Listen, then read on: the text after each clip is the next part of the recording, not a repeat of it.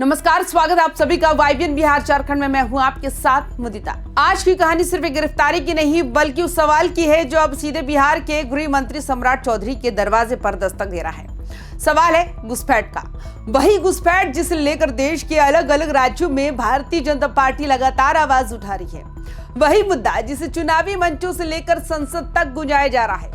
लेकिन जब बिहार में जहां एनडीए की सरकार है और खुद बीजेपी के नेता सम्राट चौधरी गृह मंत्री हैं, वहीं से घुसपैठिए पकड़े गए हैं, तो ये मामला केवल सुरक्षा एजेंसियों की कार्रवाई भर नहीं रह जाता बल्कि एक बड़ी राजनीतिक और प्रशासनिक चुनौती बन जाता है।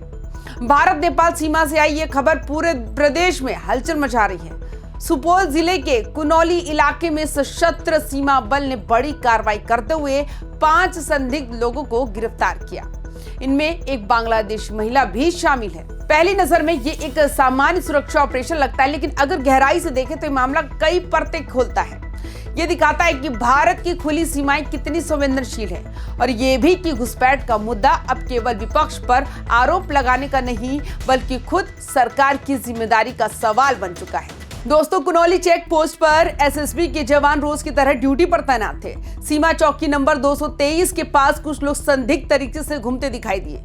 उनके हाव भाव, उनका रास्ता बदलना और जान से बचने की कोशिश जवानों को खटक गई। पोस्ट कमांडर संजय कुमार ने तुरंत सतर्कता दिखाई और सभी को रोककर दस्तावेज मांगे। यही वो पल था जब एक बड़ा सच सामने आने वाला था। जांच के दौरान पता चला कि पकड़े गए लोगों में से एक महिला बांग्लादेश की रहने वाली है। उसका नाम एती अख्तर बताया गया, उम्र करीब 28 साल। उसके साथ 2 युवक उत्तर प्रदेश के रायबरेली जिले के बताए गए और 2 युवक नेपाल के सप्तरी जिले के। ये पूरा समूह नेपाल से भारत में दाखिल होने की कोशिश कर रहा था। जब उनसे पूछा गया कि भारत आने का मकसद क्या है और उनके पास कौन से वैध कागजात है, तो कोई ठोस जवाब सामने नहीं आया। सबसे चौंकाने वाली बात तब सामने आई जब बांग्लादेशी महिला के पास भारत आने का कोई वैध वीजा या दस्तावेज नहीं मिला।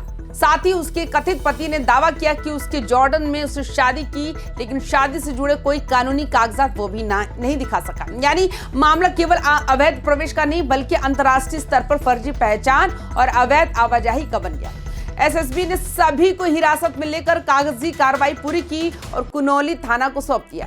कानून अपना काम करेगा ये तय है, लेकिन असली सवाल ये है कि घटना किस ओर इशारा करती है। यह घटना उस समय सामने आई जब बीजेपी देश भर में घुसपैठ को लेकर मुखर है। कहीं बांग्लादेशी घुसपैठियों की बात होती है, तो कहीं रोहिंग्या मुसलमानों की, तो कहीं अवैध प्रवासियों की। विपक्ष पर आरोप लगते हैं कि वे इस मुद्दे पर नरमी बरतते हैं, लेकिन बिहार में स्थिति अलग है। यहाँ गृह विभाग की जिम्मेदारी खुद सम्राट चौधरी के पास है, यानी कानून व्यवस्था और सीमा सुरक्षा से जुड़ी प्रशासनिक निगरानी सीधे उन्हीं के नाम से जुड़ती है। इसलिए अब ये सवाल उठ रहा है, क्या बिहार की सीमाएं पूरी तरह सुरक्षित है?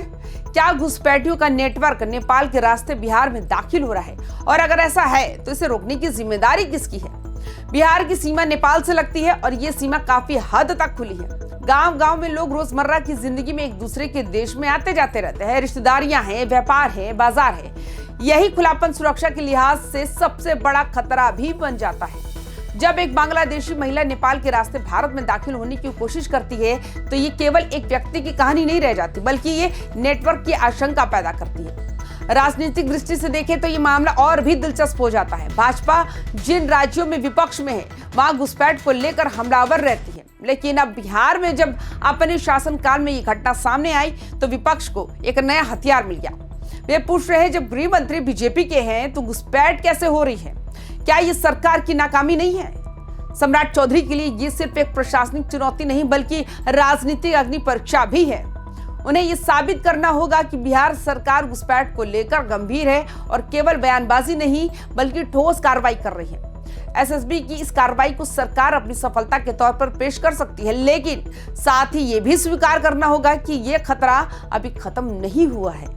सुपौल की घटना वाकई कई सवाल खड़े करती है। क्या ये सिर्फ 5 लोगों का मामला है या इसके पीछे कोई बड़ा नेटवर्क है? क्या नेपाल के रास्ते बांग्लादेशी नागरिकों को भारत में लाने की संगठित कोशिश हो रही है? और अगर हाँ, तो इसका मकसद क्या है? रोजगार, पहचान बदलना या किसी और तरह की गतिविधि? ये भी ध्यान देने वाली बात है कि पकड़े गए लोगों में उत्तर प्रदेश और नेपाल के युवक भी शामिल हैं। यानी ये केवल विदेशी घुसपैठ का मामला नहीं बल्कि अंतर्राज्यीय और अंतर्राष्ट्रीय स्तर पर फैले संपर्कों का संकेत देता है। एसएसबी ने बयान जारी कर कहा कि वो सीमाओं की सुरक्षा के साथ साथ अवैध आवागमन, घुसपैठ और तस्करी रोकने के लिए पूरी तरह प्रतिबद्ध है। यह बयान भरोसा जरूर देता है, लेकिन आम जनता का भरोसा तभी मजबूत होगा जब ऐसी घटनाएं बार बार सामने न आए। सम्राट चौधरी की राजनीति अब एक नए मोड़ पर खड़ी है। बाल श्रम, कानून व्यवस्था और अदालत के आदेशों पर बयान देने वाले सम्राट चौधरी अब सीमा सुरक्षा और घुसपैठ के मुद्दे पर भी जवाबदेह हैं। ये उनके लिए एक नया मोर्चा है। अगर वे इस मामले को सिर्फ एक सामान्य गिरफ्तारी मानकर छोड़ देते हैं तो विपक्ष इसे बड़ा मुद्दा बना सकता है, लेकिन अगर वे इसे गंभीरता से लेते हुए पूरे सिस्टम की समीक्षा करते हैं, सीमावर्ती इलाकों में निगरानी बढ़ाते हैं और घुसपैठ के नेटवर्क को तोड़ने की कोशिश करते हैं तो ये उनके नेतृत्व की ताकत साबित होगी। ये घटना बताती है कि देश की सुरक्षा केवल सेना या एसएसबी की जिम्मेदारी नहीं, बल्कि राजनीतिक इच्छा शक्ति भी उतनी ही जरूरी है। जब सरकार और सुरक्षा एजेंसियों का एक साथ काम करती है तभी ऐसे मामलों में अंकुश लगाया जा सकता है। दोस्तों, बिहार हमेशा से अपने राजनीति के लिए जाना जाता रहा। यहाँ हर घटना राजनीतिक रंग ले लेती है, लेकिन घुसपैठ का मुद्दा सिर्फ राजनीति का नहीं बल्कि राष्ट्रीय सुरक्षा का भी सवाल है। इसे ना तो केवल हल्के में लिया जा सकता है और ना ही सिर्फ बयानबाजी तक सीमित रखा जा सकता है। आज सुपौल में 5 लोग पकड़े गए, कल कहीं और भी ऐसा हो सकता है। सवाल यह है कि क्या हम इंतजार करेंगे कि ऐसी खबरें बढ़े या अभी से सिस्टम को मजबूत करेंगे? सम्राट चौधरी के लिए यह समय परीक्षा का है। एक तरफ उनकी पार्टी देश भर में घुसपैठ के खिलाफ अभियान चला रही है और दूसरी तरफ उनके अपने राज्यों में ये घटना सामने आई। अब उन्हें यह दिखाना होगा कि वे सिर्फ भाषण देने वाले नेता नहीं बल्कि जमीन पर काम करने वाले गृह मंत्री हैं। यह मामला यह भी बताता है कि सीमा सुरक्षा सिर्फ केंद्र का विषय नहीं बल्कि राज्य सरकार की भी उतनी ही जिम्मेदारी है। पुलिस प्रशासन और खुफिया एजेंसियों को मिलकर काम करना होगा। दोस्तों, ये कहानी यही खत्म नहीं होती, ये तो सिर्फ शुरुआत है। आने वाले दिनों में जांच होगी, पूछताछ होगी और शायद कई और नाम सामने आएंगे। तब पता चलेगा कि सिर्फ 5 लोगों की कोशिश थी या किसी बड़े नेटवर्क का हिस्सा। लेकिन एक बात तो तय है, घुसपैठ अब बिहार की राजनीति में नया मुद्दा बन चुका है और इस मुद्दे की सबसे बड़ी चुनौती सीधे बिहार के गृह मंत्री सम्राट चौधरी के सामने खड़ी है। अब देखना यह है कि सम्राट चौधरी इस चुनौती को कैसे लेते हैं। क्या वे इसे अवसर में बदलेंगे या ये मुद्दा उनके लिए राजनीतिक सिरदर्द बन जाएगा? आप क्या सोचते हैं? क्या ये घटना सरकार की सतर्कता का उदाहरण है या सिस्टम की कमजोरी का संकेत? क्या बिहार की सीमाएं सच में सुरक्षित है? अपनी राय हमें कमेंट बॉक्स में जरूर बताएं। ऐसी ही दिलचस्प खबरों के लिए हमारे चैनल YBN बिहार झारखंड को सब्सक्राइब करें, वीडियो को लाइक करें और शेयर जरूर करें। नमस्कार।